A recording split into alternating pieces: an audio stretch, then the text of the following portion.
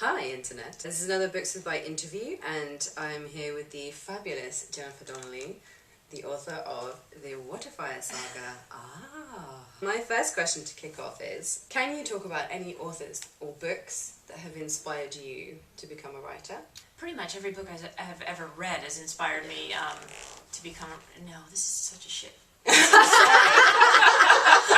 I mean, they all have. So many books have. I don't know where to start. Of course, To Kill a Mockingbird. All the Grimm's fairy tales that I ever heard as a young child. The Little House books, Laura Ingalls Wilder. Oh, yeah. Longla with A Wrinkle in Time. Lord of the Flies. All of Stephen King's work. I loved everything he ever wrote and still do. Me too. I love him.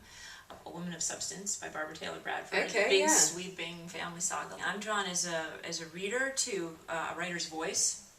If it's not there in that first page, I just slap the book and I'm done because life is short. So I don't feel really confined to a type of story. I had worked in historical fiction. Yeah. Disney approached me on this through my agent, and they had this sort of kernel of a story idea, story arc, classic good versus evil, about these 6 teenage mermaids who come together and they need to save their underwater world from this big evil that's buried underneath the ice in the Southern Sea. And it sounded wonderful and spooky, and what I loved was that it encompassed people from all over the world, people from all over the world.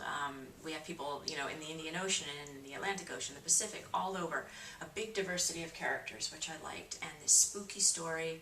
And it was Disney, so it was really exciting. They had sent over, when we were talking about the original story idea, some sketches from their artists, and these sketches were gorgeous. I saw those. They're amazing, aren't they? Yeah. And the thing that hooked me, so to speak, about the series was that Disney had very much drawn inspiration for these characters, and the artists had worked from real sea creatures. So one of them, there's a character, Cora, who's from the Indian Ocean off the coast of Africa, and they have lots of these spiky, angry little lionfish, and when the lionfish, get mad at something or get defensive, their fins all go up. Yeah. And Cora's the same way. She's kind of a hothead. She's a warrior princess, and when she gets angry, her fins spike up too, and she has this beautiful coloring, this sort of ivory brown coloring that the lionfish has. And they did this over and over again. A creature might, have the legs of a crab or the legs of a lobster, or the bad guy might have sort of this eel thing going on with this frill.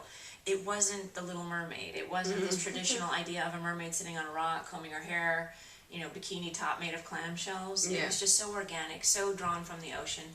And I love that. That really got me into the story. What book world would you most want to live in? I mean, I do live in book worlds. Whatever book I'm reading that I love at the moment is what I live in. Yeah, so sure, yeah. Sometimes it's the past, sometimes it's a fantasy world, sometimes, for the last week or two, I've been a 14-year-old boy because I read Andrew Smith's Swinger and loved it. Yeah. Loved it. Right now I'm reading Vengeance Road by Aaron Bowman, and that's this fantastic Western. This teenage girl's father is killed, and these guys take off with this thing he had, this journal that reveals the location of a secret gold mine, and she's writing after them for vengeance and to get this journal back. And it's so vivid, it's so alive that now I'm living in the Wild West. Yeah. So yeah, I just pop in and out of worlds, a different one every week. That's better almost, I because think then so. you get to be in it all the stuff. Yeah, exactly. You don't get too bored. What would you say has been the highlight of your career so far? There have been wonderful high points, like winning the Carnegie Medal, and Yeah. Deep Blue actually just won an award last week, the Green Earth Award in Amazing, Washington, yeah. D.C., which really meant a lot to me. It's given by an organization, the Nature Generation, that tries to get books into the hands of children that will inspire these children to become stewards of the environment. And I'm all for that, and I really believe that you can't just message children to death. You have to teach them to love something, and then they will fight for that, those creatures that they love, and I'm hoping to do that with this series. I just feel like such a fortunate person because every day of my life is a high point because I get to get up and I get to sit down and create stories and create characters. It's what I've always wanted to do with my life, and I get to do that every day of my life. I get to have this job I love. So yeah, it's all a high point. I'm not jealous. If you were a mermaid yourself, what kind of mermaid would you be? How do you know I'm not? Oh, well, I don't know. Maybe it's in Splash, you just have to put you in water and then your tail can swim. I think I'd probably be something like Cora, or maybe like Astrid. Astrid is this mermaid who lives in the Arctic. So she has the coloration of another Arctic creature, an orca, this fantastic black and white tail. And these Arctic mer being in this very cold, extreme environment with, sort of scarce food supplies are very tough and maybe a little blunt, maybe a little rude and difficult at times, so I feel a kinship with Astrid for that reason. So I'd probably be Astrid. What is the best piece of advice that you've ever received? It's a piece of advice, and it is related to writing, and it's no one sat me down and sort of told this to me. I learned it, I figured it out as I went along. My first writing job was as a reporter at a daily newspaper in upstate New York. It's called the Watertown Daily Times, and it was this very two-fisted, scrappy little daily. And they were so competitive, like, God forbid, if you were working and the Albany paper scooped you, or the Syracuse paper got the story before you did. It was, you know, it was just awful. It was the biggest, deepest shame you could have as a reporter. So we would get started early. We had to get there, I think, around 7:15, start working. And the managing editor would come up, you know, to your desk every morning, like, what have you got? What's your story? What are you writing for today? So the pressure was really there. It was very intense. And I learned to sit down and start writing.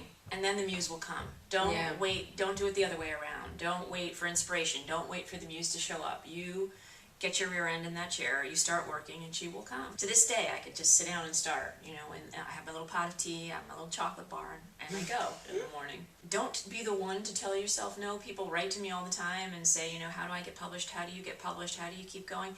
And I tell them there's really no one who can guarantee that you'll ever get published. But there's one person who can guarantee that you won't, and that's you, by giving up. So don't give up. Keep going. It took me 10 years to get that first book published, and I'm really happy I didn't give up. If you were not a writer, what would you have been instead, maybe? I don't know. I loved science. I was just like this kid who was curious about the whole entire world. I loved science. I loved medicine. I loved animals. So maybe one of those things. But the best thing about being as writers, you can be all those things. Yes, you know, you can like in some an actor, way. almost. Yeah, exactly. You can take on all those personas, and you can research, and you can figure out what the job requires, and you can be those characters. I just get to go back and forth in time. I get to be whatever my characters are, like a tea baron, or, you know, a doctor, one character. Are you allowed to talk about anything you're writing beyond that? No. Fair enough. I am working on a new project. It's just in the early stages, and I always feel that if you I talk about it, you kind of pedal it away in a way, and it kind of diminishes it. Because the worst thing is to be excited about your new project, and you tell someone, and they're like, "Oh, that's nice." Super. You're crushed. Fair enough. Thank you very much, Jennifer. You're welcome. Thank you for having me. It was a pleasure to meet you. Same. And as Sea Spell comes out, the last book. Sea Spell, I believe, comes out in May 2016. That's right. But that means I have to get home and finish that second draft. So, provided I do that, it comes out in May 2016.